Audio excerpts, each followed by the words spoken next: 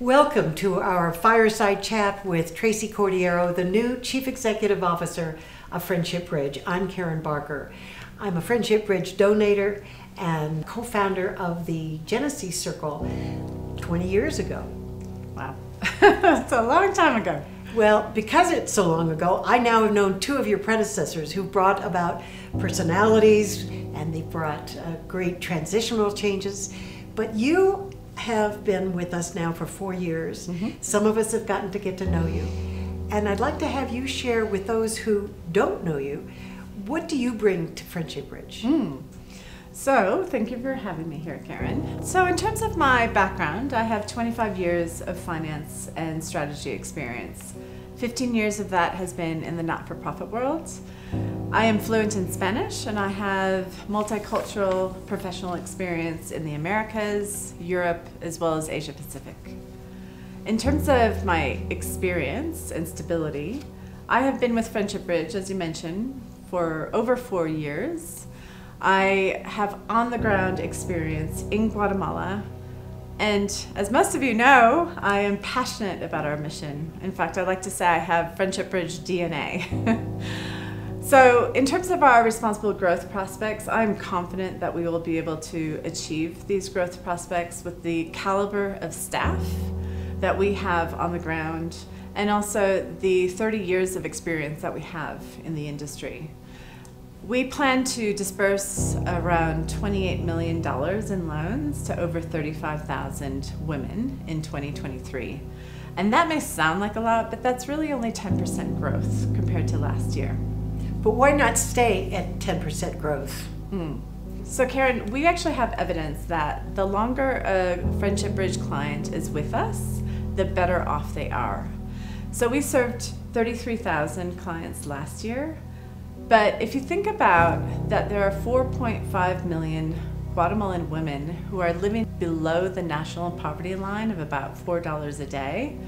33,000 is really only a drop in the bucket, and we want to have this impact on so many more women in Guatemala by providing them with access to credit, to education, as well as preventive health services. Now you might ask, who is a typical Friendship Bridge client? So she is a Mayan indigenous woman who lives in rural Guatemala. Normally she has no access to running water. She has about a 2nd grade education. And oftentimes she has to worry about whether or not she can provide food to her children. And oftentimes as well, she may not have the resources nor feel comfortable going to see a doctor because that doctor might speak Spanish, not her indigenous language, and he might be a male. So Friendship Bridge tries to address this with our loan products, as well as providing education, as well as health services by women nurses that speak their language. So you've described all of these services.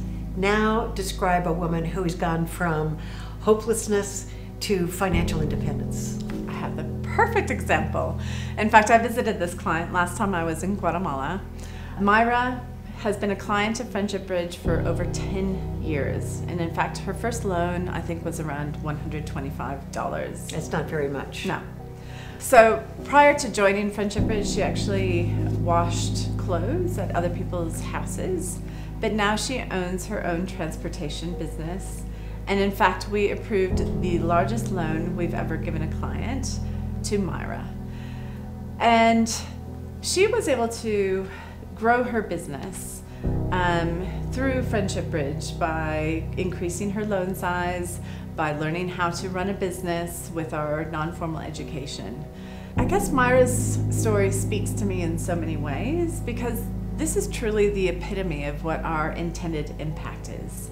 She learned how to run her business through our non-formal education. She has become empowered by making both her family as well as her business decisions.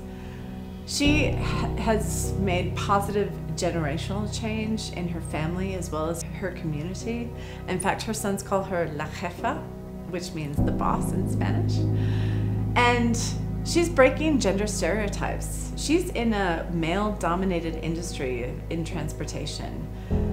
Not only that, but she's actually employing family and community members and helping them stay in Guatemala with their own families and not having to make that difficult decision of migrating north.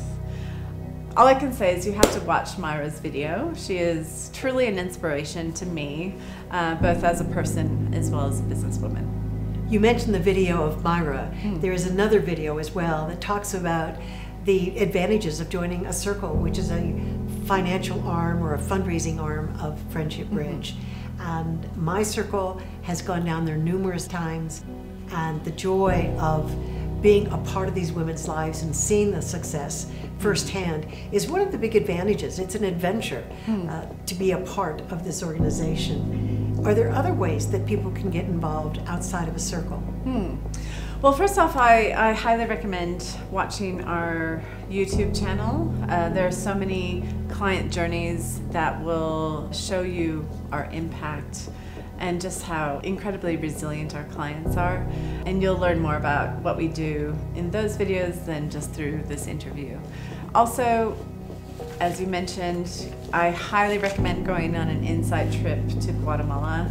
You will fall in love with the country, with the people, our clients, and you'll get to see the impact that we make on our clients. And you get to bring home some pretty beautiful things. I've got them in my home. Absolutely. And if you can't get to Guatemala, you can always buy those products through our Handmade by Friendship Bridge website, which has beautiful and unique gifts, including luggage tags as well as Frida Kahlo earrings.